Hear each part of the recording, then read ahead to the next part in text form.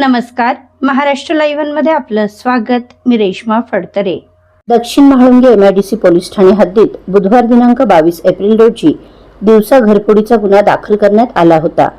सदर गुन्ह्यात अज्ञात चोरट्याने फिर्यादी यांच्या घरातील कपाटातील 10 तोळे वजनाचे 13,87,000 रुपये किमतीचे सोन्याचे दागिने चोरून नेल्याने गुन्हा दाखल करण्यात आला होता.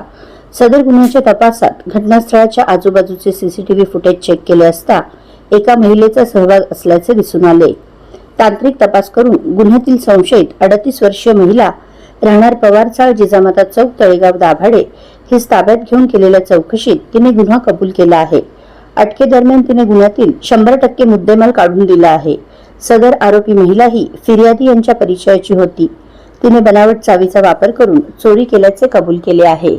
सदरची कामगिरी पोलीस आयुक्त विनयकुमार चौबे, सहाय्यक पोलीस आयुक्त doctor Shashikant Mahavarkar, upper police आयुक्त सारंग आव्हाड, अप्पर पोलीस आयुक्त बसवराज तेली, पोलीस उपायुक्त परिमंडळ 4 श्वेता खेडकर, सहाय्यक पोलीस आयुक्त म्हाळुंगे विभाग सचिन कदम यांच्या मार्गदर्शनाखाली वरिष्ठ पोलीस निरीक्षक विजय ढमाळ, पोलीस निरीक्षक अनिल देवडे, तपास पथकाचे सहाय्यक पोलीस निरीक्षक भास्कर पुल्ली, पोलीस उपनिरीक्षक भारत खरे, महिला पोलीस अश्विनी महाडिक, वैष्णवी बालपांडे, अंमलदार युवराज बिराजदार, विश्वास नानेकर, किशोर सांगळे, चेतन सावंत, शरद खैरे, राजेंद्र खेडकर, राजेंद्र गिरी, महेश गायकवाड, राजकुमार हनुमंते, प्रशांत कसबे, शिवाजी मरकड यांनी केली असून सदर गुन्ह्याचा तपास हा पोलीस हवालदार किशोर सांगळे हे करीत आहेत.